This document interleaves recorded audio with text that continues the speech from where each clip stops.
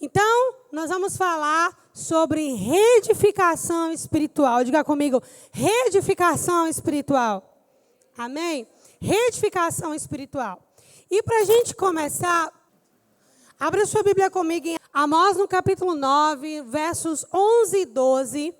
Diz assim: naquele dia, tornarei a levantar o tabernáculo caído de Davi, e repararei as suas brechas, e tornarei a levantar as suas ruínas, e o edificarei como nos dias da antiguidade, para que possuam o restante de Edom, e todos os gentios que são chamados pelo meu nome, diz o Senhor, que faz essas coisas. Vamos ler mais uma vez, novamente. Amós 9, 11, 12. Naquele dia, tornarei a levantar o tabernáculo caído de Davi, e repararei as suas brechas, e tornarei a levantar as suas ruínas, e o edificarei como nos dias da antiguidade, para que possuam o restante de Edom, e todos os gentios que são chamados pelo meu nome, diz o Senhor, que faz essas coisas. Curve a sua cabeça. Vamos orar. Me dá um pouquinho de retorno aqui, gente, por favor. Pai, nós te damos graças, Senhor, pela sua palavra. Ela é vida para nós. Nos dê nessa noite, Senhor, revelação, inspiração, discernimento. Que a sua palavra saia certeira e alcance cada coração aqui nessa noite. Que a tua palavra faça aquilo que ela foi enviada para fazer. Nem nada mais, nem nada menos, mas que aquilo que a tua palavra foi enviada para fazer, não hajam embaraços, não hajam empecilhos nessa noite, para que aquilo que a tua palavra será enviada, já foi enviada para fazer, aconteça. Obrigada, Senhor, por esse tempo. Esconde-nos, papai, à sombra das tuas asas e fala poderosamente aos nossos corações nessa noite, em nome de Jesus. Você pode dizer amém? Glória a Deus. Queridos, Deus é um Deus edificador e reedificador.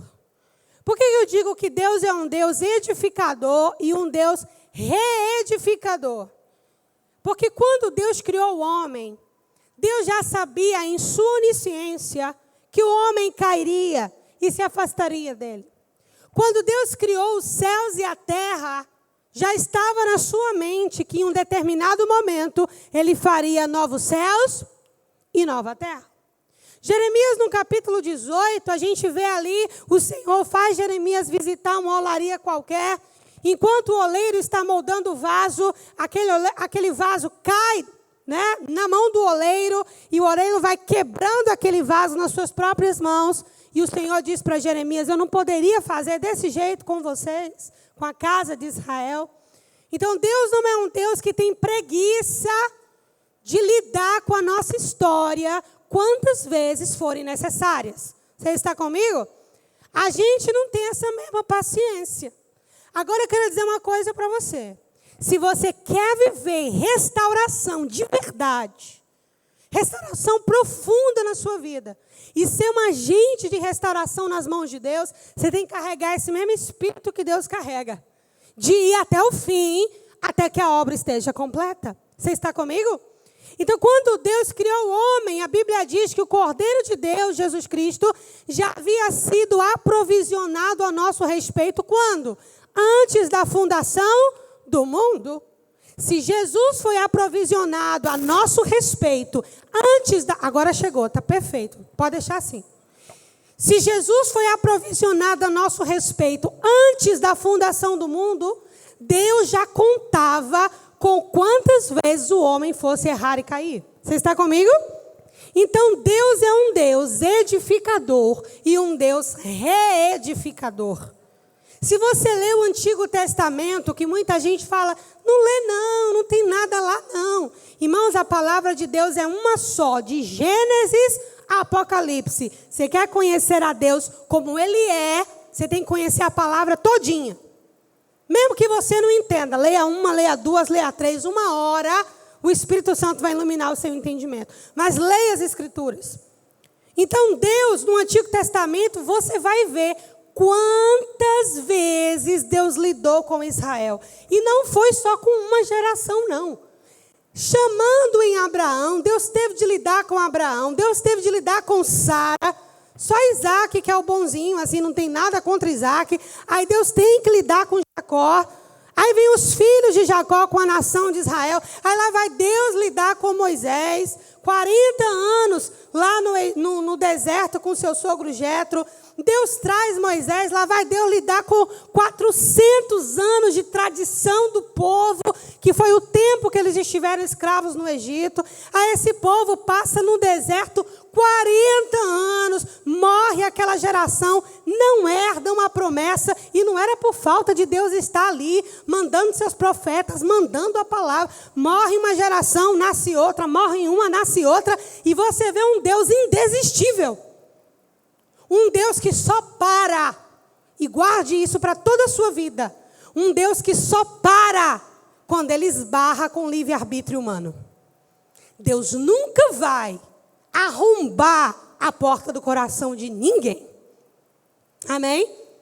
Mas para Deus parar, ele já tentou muito. E não é porque ele quis parar, é porque o ser humano tomou uma decisão. Obstinou o coração. De fato, não tem mais jeito. Quando o coração obstina, nem Deus pode fazer mais nada. Porque o ser humano tomou uma decisão. E Deus precisa de respeitar aquela decisão. Mas às vezes as pessoas estão na igreja e elas não crescem espiritualmente. Elas não avançam em Deus. Porque o diabo põe no ouvido delas o seguinte: moço, quantas vezes tu já tentou restaurar a tua vida? Mas quantas vezes tu já tentou restaurar teu casamento? Quantas vezes tu tentou restaurar teu ministério? Quantas vezes tu já tentou? Tu não cansa, não. Será que Deus já não está cansado de você? Lhe respondo: não, Deus não está cansado de você.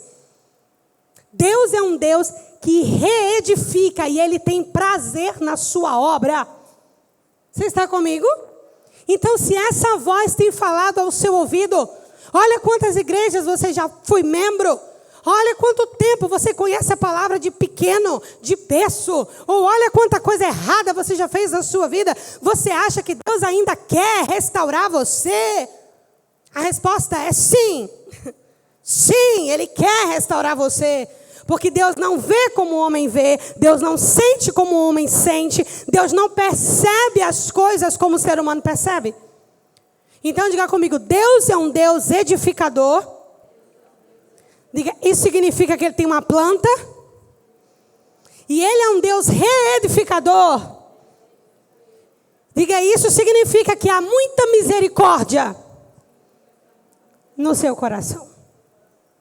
Convenci você de que Deus quer restaurar a sua vida? Amém? E não é no pacote, não. Mistura tudo no pacote, sacode. Não. Às vezes, áreas da nossa vida estão de pé, firmes, enquanto outras áreas da nossa vida estão enfraquecidas, vulneráveis. Você está comigo? Não é tudo no pacote. Uma coisa interessante que o Senhor ministrou ali para mim na hora do louvor. Tem homens na Bíblia como Daniel, como Ezequiel, como Isaías, né? O próprio Moisés, né? Davi, Sansão, tantos outros, cujo Espírito do Senhor veio sobre eles. E porque o Espírito do Senhor veio, eles fizeram alguma coisa. Mas Neemias não teve nenhum chamado. Deus não acordou ele de madrugada, igual acordou Samuel. Não acordou. Não diz assim: o Espírito do Senhor veio sobre mim e me disse: reedifique Jerusalém. Não tem nada disso. Diga comigo: um homem comum, diante de uma notícia triste, que tomou uma decisão. Isso é muito interessante. Porque quando você olha para o Antigo Testamento, você vê Jonas. Jonas, Deus falou: Jonas, vai para Nínive. Daniel, põe-te de pé, o Senhor quer falar contigo. Novo Testamento, a mesma coisa. Deus chama Paulo. Os 12, o próprio Cristo chamou. Mas quando a gente vai olhar para Neemias, é um ninguém, entre aspas. Não há um chamado específico, não há uma vocação. Não tinha um sacerdote para ungir ele. Não tinha um sonho, uma voz, uma luz. Diga comigo: não teve nada. Nada. Ele ouviu uma notícia que ele poderia não fazer nada, inclusive porque ele era copeiro do rei, e na vida dele pessoal isso não afetava em nada. Mas foi a decisão que ele tomou. Ele escolheu fazer isso. Está comigo? Ele escolheu comprar a briga. Ele escolheu ir para a guerra. Ele escolheu. E às vezes nós nos escondemos debaixo de uma palavra assim, mas Deus não falou comigo. Mas eu não acho que eu devo. Sabe, queridos, isso não vai aniquilar a salvação de ninguém. Nossa salvação é pela graça, pela fé por meio da graça. Você vai ser salvo em Cristo Jesus se você crer com seu coração, confessar com sua boca, você está salvo. Arrepender dos seus pecados, você está salvo. Mas a vida nessa terra não está no mesmo pacote da salvação. Mesmo porque quando você foi salvo, foi o seu espírito que nasceu de novo. Sua carne está no mesmo lugar, você pesa o mesmo peso, você é da mesma cor. Seu mundo físico permaneceu igual. A sua salvação começou de dentro para fora. Então, quando a gente fala de restauração, é para quem quer. Dificilmente você vai ter um sonho e Deus dizer, olha, restaure essa área da sua vida. Eu, particularmente, nunca ouvi nenhum testemunho assim. Porque parece que restauração na Bíblia é para quem quer. Está comigo? Parece que é para quem quer. Você não vê Deus fazendo nenhuma coisa assim. Mas Neemias, na hora que ouviu, ele fez algo que todo judeu faz diante de uma notícia triste. Se assentou e chorou. Luto. Assentou e chorou. E logo em seguida, ele orou e jejuou. O assentar e chorar é o luto necessário por aquilo que se perdeu. Agora, o orar e jejuar é a preparação para fazer alguma coisa. Você está comigo? Então, não adianta a gente só ter esse espírito de fé sem o assentar e chorar. Porque o assentar e chorar faz de mim e de você gente. Está comigo? O assentar e chorar faz de mim e de você gente. Agora, o orar e jejuar para agir faz da gente guiado por Deus para tomar decisões. Você está comigo? Então, hoje eu estou pregando para quem quer restauração. Está comigo? Eu acredito que você veio para esse culto porque você quer restauração na sua vida. Não no pacote, mas nas áreas que Deus precisa de tratar com a gente. Está comigo? Põe o ponto 1, por gentileza. Embora onisciente e conhecedor de tudo, Deus não desiste de edificar, mesmo sabendo que precisará reedificar. Deus não desiste de edificar, mesmo sabendo que precisará reedificar. Quantas vezes, pastora, quantas vezes foram necessárias para chegar onde Ele quer? Amém? Então Deus, Ele não desiste, mas Deus já viu o meu futuro e é por isso que Ele insiste em você. Porque Ele já viu o seu futuro. É por isso que você está aqui hoje. É por isso que Ele te trouxe até aqui. Por isso que Ele te apresentou uma palavra. Porque Ele é onisciente, Ele já viu o que você não viu. Então Deus está disposto, e muito disposto, a nos restaurar. Você está comigo? Não apenas nos salvar do inferno, do diabo e do poder das trevas. Diga comigo assim, o inferno, o diabo e o poder das trevas é uma coisa. Diga, a minha alma é outra. Está comigo, irmãos? É outra coisa. Uma coisa é uma coisa. Outra coisa é outra coisa. Amém? Então Deus é um Deus reedificador. Então vamos olhar nas escrituras, né? Um Deus disposto a reedificar. Os exemplos que eu já dei para vocês aqui de Israel em todo o Antigo Testamento. E no Novo Testamento também. No Antigo Testamento nós temos o quê? Abra sua Bíblia em Atos 15. Nós temos Deus, no meio dos gentios, escolhendo um homem. Esse homem foi Abraão. E desse homem Deus faz um povo. E parece que os gentios ficaram esquecidos. Não é? Mas lá na frente, não. Atos, no capítulo 15. Eu quero que vocês leiam a partir do verso 1. eu vou ler um pouquinho rápido, porque o texto é grande. Alguns indivíduos que desceram da Judeia ensinavam os irmãos: se vós não vos circuncidardes segundo o costume de Moisés, não podeis ser salvos. Tendo havido da parte de Paulo e Barnabé contenda, não pequena discussão com eles, resolveram que esses dois e alguns outros dentre eles subissem a Jerusalém, aos apóstolos, ao presbitério, com respeito a essa questão. Enviados, pois, até certo ponto, acompanhados pela igreja, atravessaram as províncias da Fenícia, Samaria, e narrando a conversão dos gentios, causaram grande alegria a todos os irmãos. Tendo eles chegado a Jerusalém, foram bem recebidos pela igreja, pelos apóstolos, pelos presbíteros, e relataram tudo o que Deus fizera com eles. O que é esse relato? Os gentios estão recebendo a palavra, Deus está lançando os gentios. Mas tem gente no meio do povo que está dizendo que os gentios têm que circuncidar segundo a lei de Moisés, senão não são salvos, né? Insurgiram-se, entretanto, alguns da seita dos fariseus que haviam crido, dizendo: é necessário circuncidá-los e determinar-lhes que observem a lei de Moisés, né? Então, se reuniram os apóstolos, os presbíteros, para examinar a questão. Por quê? Diga assim comigo: porque não tinha um mapa aqui. Esse foi um assunto que Jesus deixou no vácuo. Jesus não instruiu os apóstolos com relação a isso. Ele só disse: vão, comecem em Jerusalém, vai por toda a Judeia, Samaria, até os confins da terra. Mas o próprio Jesus era um observador da lei.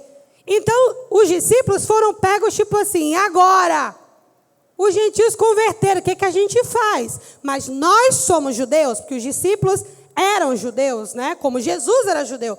Mas e os gentios? Vai fazer o que com esses gentios? Não tinha um mapa, não tinha ninguém além dos apóstolos para consultar. E aqui você tem que aprender uma grande lição. Como Deus fala através do testemunho interior, mas não apenas um testemunho no seu coração de um modo individual, mas um testemunho no coração de mais alguém. Amém? De mais alguém, de mais alguém. Nem tudo a gente vai ter um mapa. Está comigo, gente? Nem tudo é no ferro e no fogo. Mas tem hora que você precisa se perguntar. Eu falei isso com algumas pessoas essa semana. A maneira de você nunca errar, meu irmão, é se você falar assim: o que Jesus faria se estivesse no meu lugar?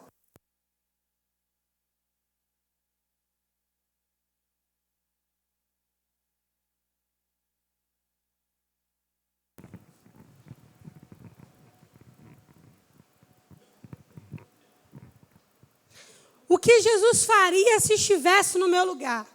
Se você fizer essa pergunta, respirar fundo, igual o Messi estava na coluna de férias com as crianças, né? Cheira a florzinha, sopra a velhinha. Cheira a florzinha, sopra a velhinha. E você fizer essa pergunta, vai te livrar de muitos perigos e enganos. Então, aqui eles não tinham mapa, subiram para Jerusalém. Observa. Então, se reuniram os apóstolos, os presbíteros, para examinar a questão. Havendo grande debate, ou seja, havia quem dizia: mas Jesus guardava a lei, Jesus foi circuncidado, Jesus observava a lei, como que eles não vão observar? E havia quem dissesse: mas eles são gentios, eles não sabem nem quem são Moisés, não sabem nem o que é essa história, eles creram de Jesus para cá, eles não sabem nada de Jesus para lá. E a confusão estava lá instaurada no meio do conselho de Jerusalém. Pedro tomou a palavra e disse: irmãos, vós sabeis que desde há muito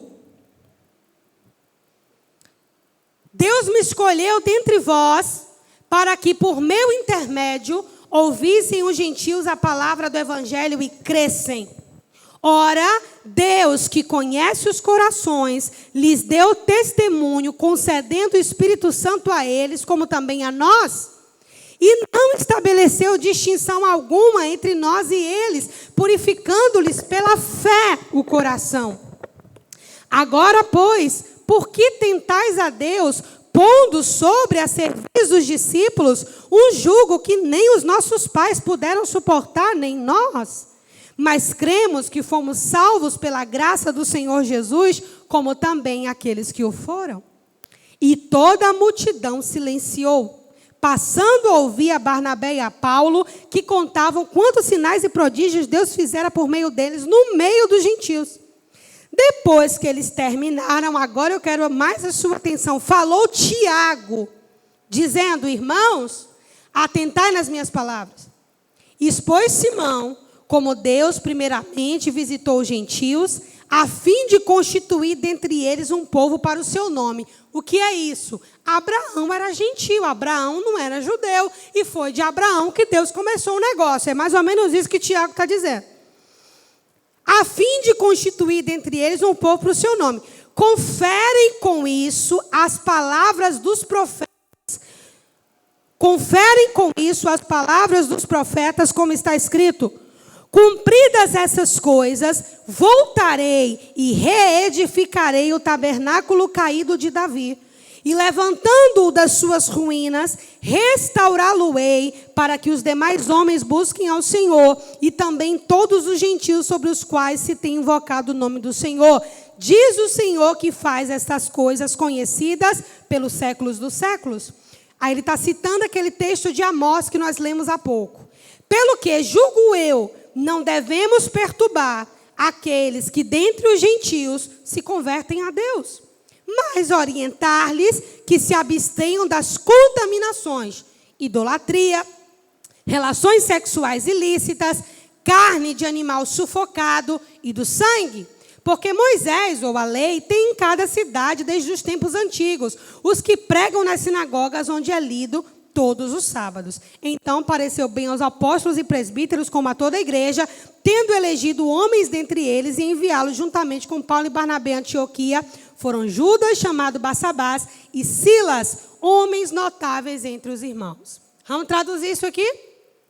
Quando os gentios estão se convertendo, tem uma promessa se cumprindo. Deus havia falado lá nos dias de Amós que restauraria o tabernáculo caído de Davi. Que tabernáculo era esse? Eu não sei se vocês lembram, mas Davi tinha uma tenda onde a Arca da Aliança ficou lá por 40 anos. Depois que Salomão foi construir o templo. Então, essa tenda de Davi, esse tabernáculo de Davi, também foi uma atitude do próprio Davi. Como? Eu moro num palácio desse. E a arca do Senhor está em lugares estranhos. A arca do Senhor está sendo tratada de qualquer jeito. Não foi Deus quem mandou Davi fazer. Foi Davi que por ele mesmo teve isso. Como eu estou num palácio e a arca do Senhor está de qualquer jeito. Então, essa atitude de Davi atraiu o olhar de Deus. Então, o tabernáculo de Davi, profeticamente, começou já a ser restaurado desde esses dias. Então, Deus, olha quantos anos se passaram, quantas gerações se passaram, e Deus continua cumprindo a promessa. Ele está restaurando o tabernáculo de Davi. Amém? E é só por isso que nós estamos incluídos nessa janela de graça, porque nenhum de nós é judeu. Você está comigo? Passa para o próximo, por favor. Agora, quando a gente fala de restauração, gente, nós precisamos entender que não é uma imposição de mãos que resolve. Quando a gente fala de restauração, não é um culto na vida que já saí com minha vida completamente restaurada. É o ponto 2, por favor. Não funciona assim. Quando a gente fala de restauração, é diferente de milagres. A restauração ela é um processo. E a gente vai aprender hoje como que a gente deve começar. Antes de reedificar, busque compreender.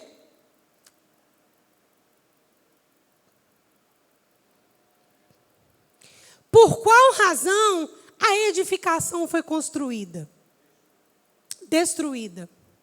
Então eu vou olhar para a minha vida. Suponhamos que a área dilacerada na minha vida é minha área sexual. Por que essa área foi destruída? Quando isso começou? Por onde isso entrou? Qual foi o momento que esses muros foram derrubados? Falando agora usando a figura de Jerusalém. Quando isso, por que foi destruído? Por que essa área da minha vida é uma área destruída? Primeira pergunta. Eu dei um exemplo dessa área, mas pode ser qualquer outra. Como aconteceu a primeira edificação? Ou seja, como era para ser no início? Se não tivesse acontecido isso que você já identificou, como deveria ter sido essa edificação? Quais elementos foram usados para isso? Qual era o projeto de Deus para a minha vida sexual? O projeto de Deus para a minha vida está na palavra. Deus construiu essa área da minha vida para que eu pudesse gerar filhos, para que eu pudesse ter prazer no meu leito conjugal, para que eu fosse fiel ao meu marido, para que eu fosse mulher de um homem só, e com isso representar a figura de Cristo e a igreja. Então aqui eu tenho respostas. Muita gente chega na igreja e fala assim: pastora, eu não tenho respostas. Não tem coisa que a gente nunca vai ter resposta. E a Bíblia diz o seguinte: as coisas encobertas são para Deus e as reveladas são para os homens. Então aquilo que Deus encobriu, meu irmão, não há santo que descubra. Você está comigo? Mas há coisas que a gente não vê porque não quer ver. Entendeu a diferença? Tem coisa que Deus encobriu e guardou para Ele. Você pode chorar, ir para terapia, tomar remédio, ficar magro, ficar gordo, ficar o que você quiser. Você não vai ter resposta. Você vai ter pessoas que te consolem. E não despreze o consolo. O Espírito Santo veio como consolador. Porque muitas respostas você nunca vai ter. As coisas encobertas são para o Senhor. E as reveladas para os filhos dos homens. Agora, eu não estou falando disso. Deus seria injusto em que eu preciso restaurar uma área da minha vida, mas o ponto X da questão, Ele guardou para Ele. Como que eu vou restaurar a minha vida assim? Está comigo, irmão? Então, as áreas de restauração da nossa vida têm um começo, tem um porquê, tem um quando, tem um onde, tem um com quem. E também tem o paralelo com o projeto de Deus. Muitas pessoas se afundaram em alguns movimentos aí neopentecostais ao longo do tempo, porque foram tratar de lidar com os dilemas da sua alma sem a referência do que Deus tinha preparado. Então vamos lá. Isso não aconteceu comigo, mas pode ter acontecido com alguém aqui. Eu vou dar um exemplo bem aleatório e espero que não constranja ninguém, porque eu vou criar algo da minha cabeça. Tá? Então, suponhamos que eu sou assim porque eu sofri um abuso, né, na minha família quando eu era criança e eu fui molestada e eu tive um casamento abusivo, só me relacionava com quem não prestava, fiz um bocado de coisa errada na vida, me tornei homossexual e em um determinado momento da vida eu resolvi entrar numa igreja. Pronto. Ali, por uma obra do Espírito Santo, eu consegui entender os meus pecados.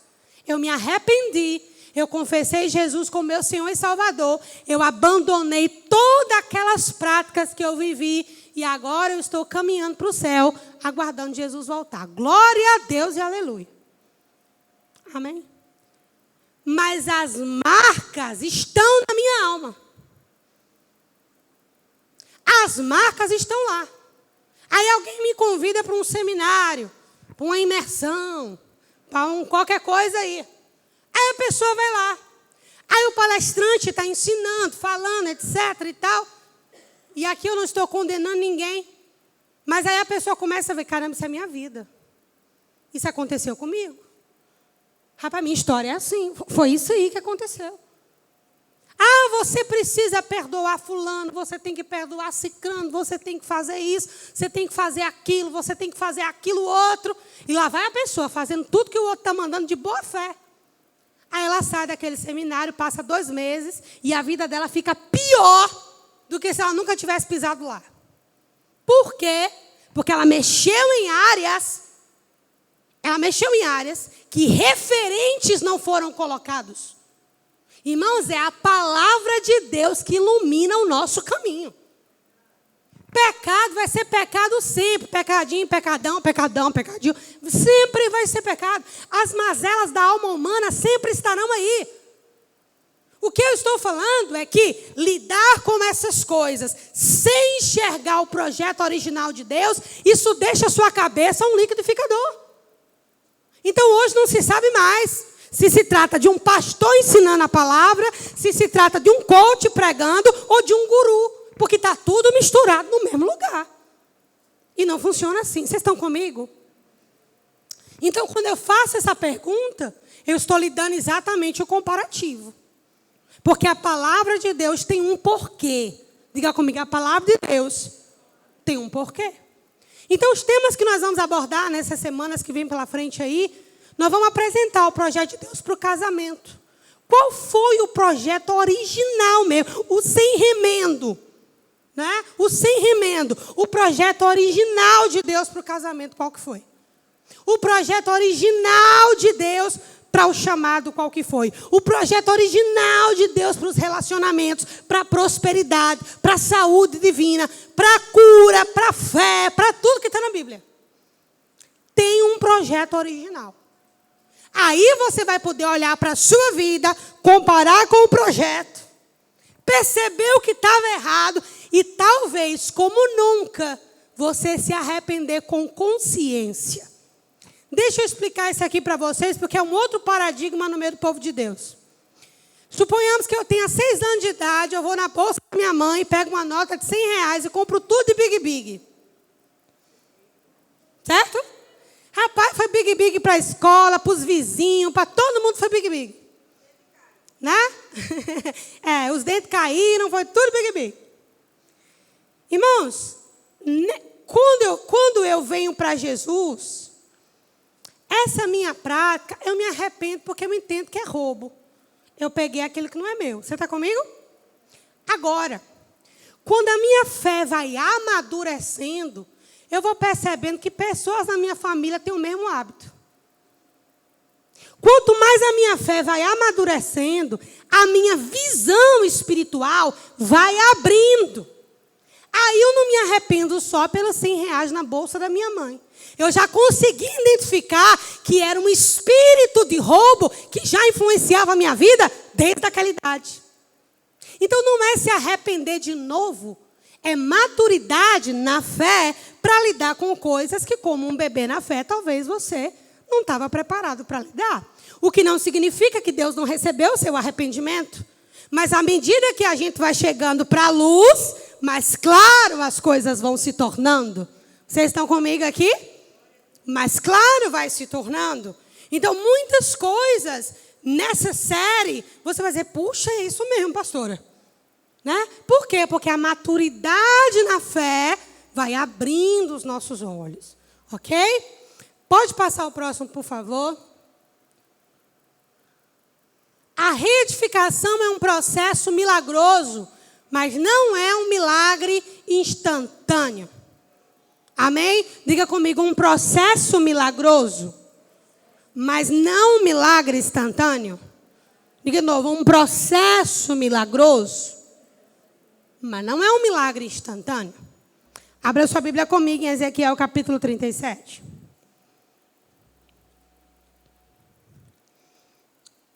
Aleluia.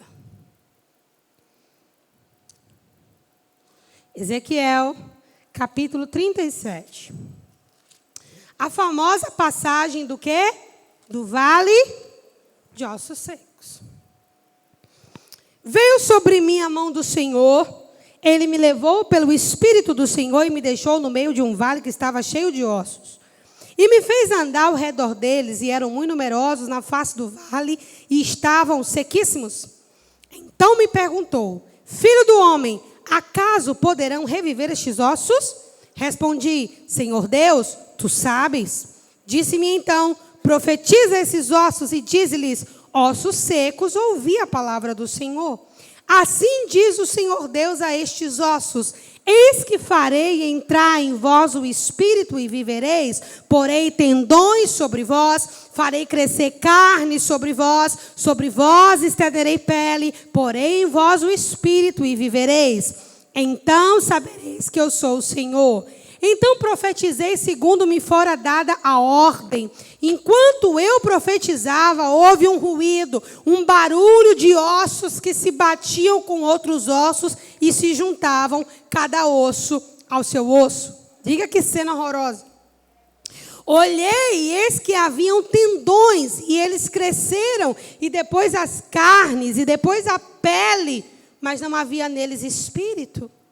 Então ele me disse: profetiza o Espírito, profetiza, filho do homem, e diz-lhes: assim diz o Senhor, vem dos quatro ventos, ó Espírito, e assopra sobre esses mortos para que vivam.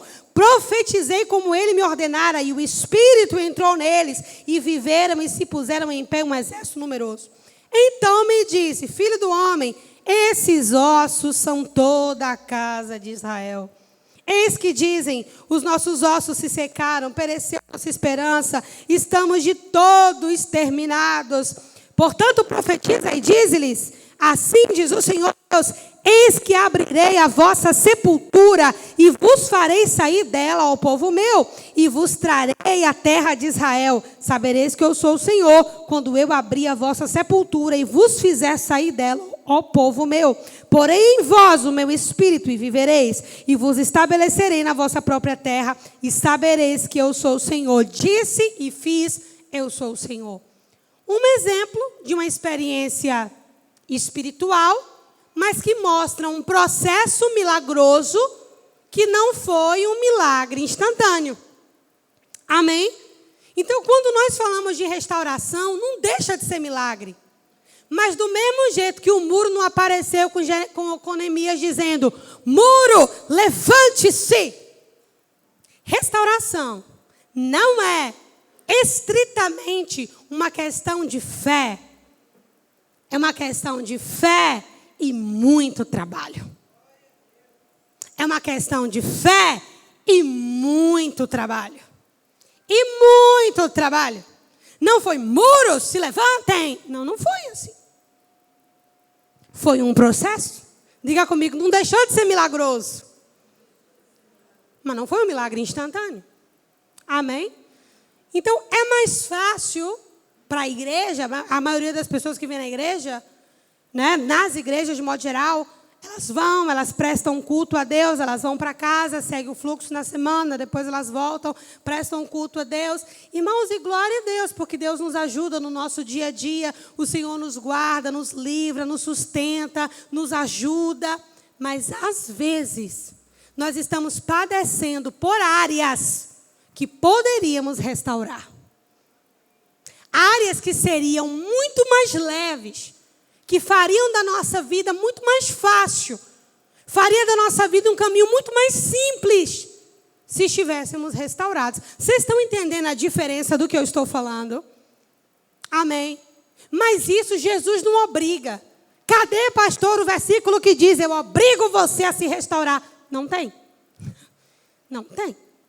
É para quem quer. Quem quer arregaçar as mãos e dizer: vem aqui, deixa eu lidar comigo mesmo. Amém? Deixa eu olhar para mim mesma e olhar para mim mesma. E esses dias lá em São Paulo foi bem assim que eu estava. Deixa eu lidar com eu mesma aqui. Né? E ter aquela coragem de lidar com você mesmo, irmão. É preciso coragem para você lidar com você mesmo. Está comigo?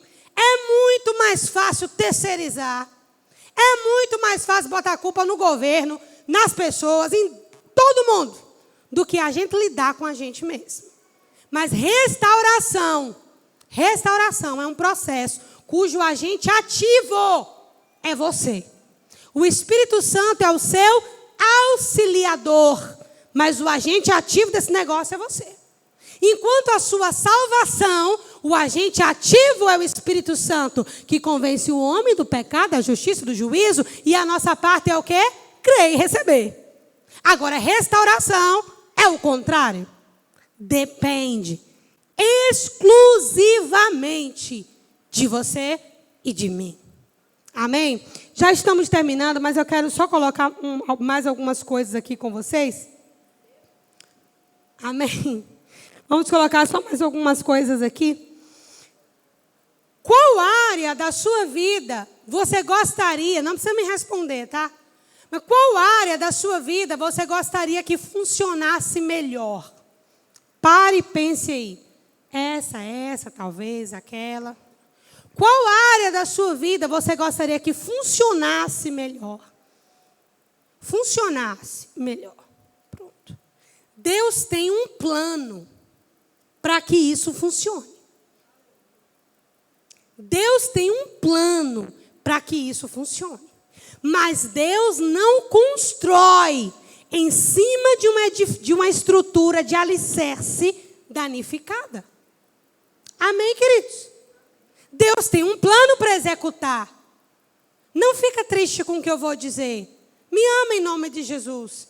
Mas, querido, você pode ter 300 anos de igreja, mas seu alicerce ser muito fraco. Aí você fica sendo enganado por pastor de televisão, de YouTube, por charlatão em nome da fé. Por quê? Porque a raiz, o alicerce é muito fraco. E aí você ora, Senhor, faz isso, faz aquilo, e Deus está dizendo lá de cima, eu quero fazer mesmo, mas eu preciso primeiro arrancar esse alicerce, que não presta para nada. A casa que eu moro, o corredor é torto. Eu tenho toque. Quando eu saio do banheiro, eu fico olhando a quantidade de azulejo. E uma parte do azulejo faz assim, ó. Irmã, eu já tenho um ceratocone, eu vejo tudo em cone. Com o corredor do banheiro assim, eu saio do banheiro às vezes assim, ó. Não tem jeito, irmão. Ou vai derrubar as paredes da casa, amém? Ou vai ter que quebrar tudo e botar um piso novo. Mas do jeito que está, quem sai do banheiro vê o corredor assim, ó. Eu estou dizendo isso para você, porque desse jeito é com a nossa vida, irmão. Às vezes você está pensando em Deus fazer um negócio, construir mais um andar para cima, né? Fazer um negócio maior. Quando não há nenhuma estrutura que segure, que aguente. Por isso eu estou dizendo que nem tudo é fé. Deus precisa lidar com os nossos alicerces, com a nossa estrutura. Você está comigo? E nessa série, eu quero convidar você para isso. Você vai oferecer a Deus os seus fundamentos, os seus começos, os seus inícios. Amém?